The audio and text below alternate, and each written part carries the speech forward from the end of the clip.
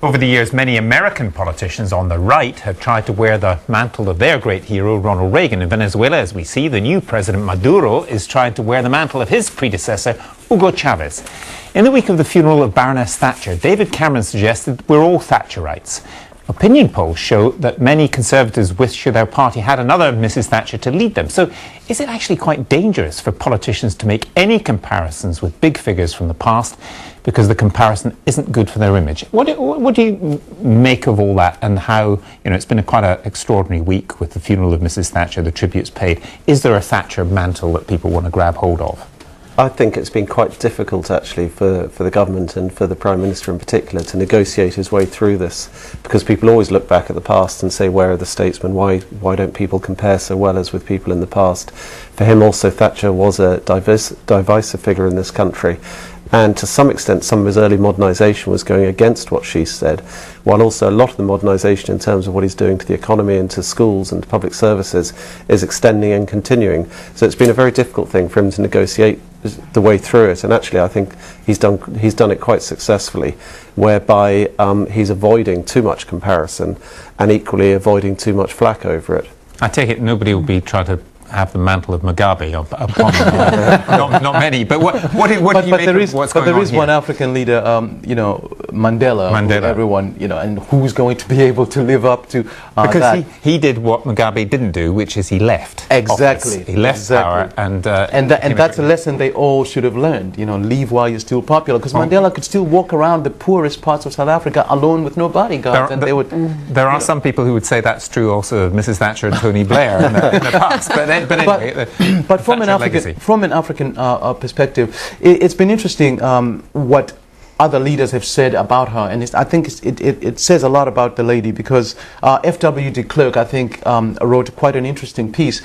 He said that Thatcher helped bring peace to South Africa and independence by bringing together not only F.W. de Klerk himself, who was the last president under apartheid. He brought him and Nelson Mandela and Chief Buthelezi together, and that he said, was able to see that change was already coming to South Africa. By 1983, so-called coloureds and Indians had been included in Parliament, black unions had been given quite extensive rights, and the government had already realized that they're going to have to give more power to blacks. So it was already changing, and Thatcher saw this and did not want to jeopardize that change and that speed of reform.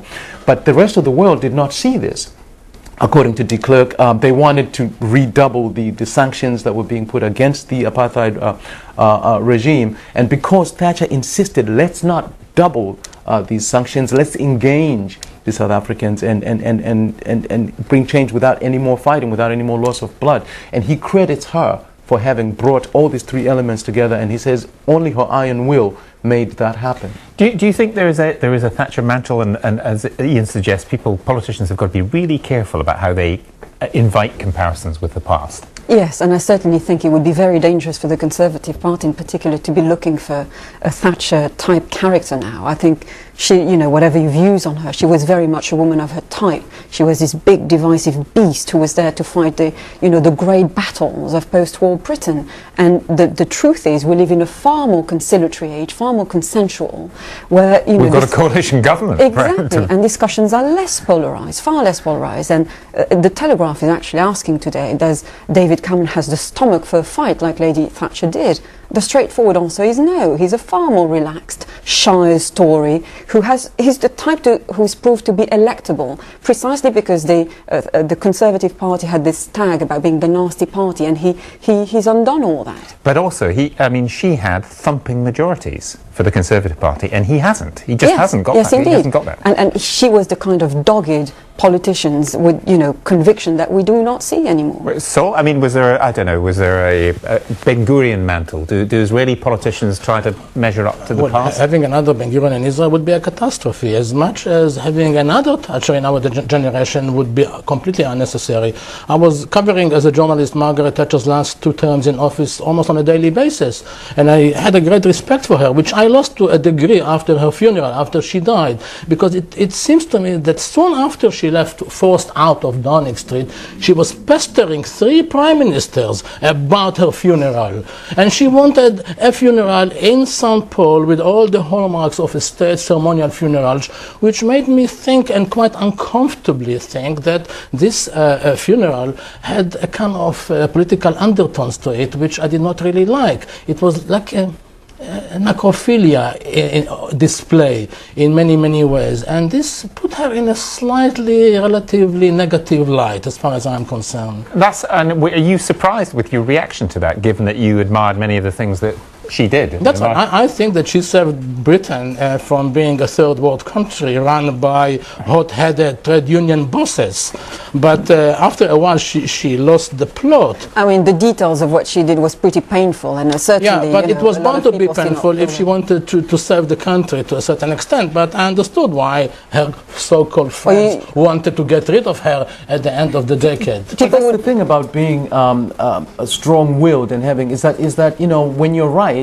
And you stick to it, it works very well. And when you're wrong and you're not open and you still have that strong will, you could do damage to a lot of people. And I think the consensus among global leaders is that, that was a good quality to have. But when you come back home here, and that's where I think a lot of the damage was done, and that's where people are quite unhappy with it. Because when you're wrong, you hurt a lot of people and you're not open to. Has any of this, do you think any of this have changed David Cameron or the way he approaches things? Because the facts are, as I suggested, he doesn't have the majority, so he can't do a Thatcher, whatever people want in the Telegraph or elsewhere. But equally, the other fact is he has to be pretty resolute because he's set on an economic course.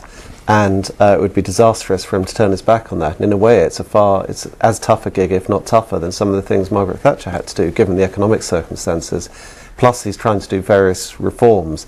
So in many ways, I think he can benefit to some extent just when people actually delve a little bit below the terrible headlines and the silliness of the coalition politics and look at some of the things he's doing. You can actually see a line between the two leaders, despite the fact they are so different. If she was not forced out of office by the Conservatives' colleagues, she would go on and on and on, being in Downing Street for about 30 years, like Robert Mugabe. Well, that would depend slightly more on the British voters, who may. But do you think in terms of after the funeral and after this is now settled down, that there will be a lot that still lasts of the Thatcherite legacy, that we're all Thatcherites now, or do you think that's just a bit of hyperbole in a week where there was a lot of emotion within the Conservative Party? I think there was a lot of emotion. It'll soon fade into the past, and what it does allow the country to do is to somehow come to terms with a very divisive era and analyse what it really meant and reflect on it, and hopefully to move on into a very different era that we live in today. Okay, we'll move on now because that's it for Dateline London.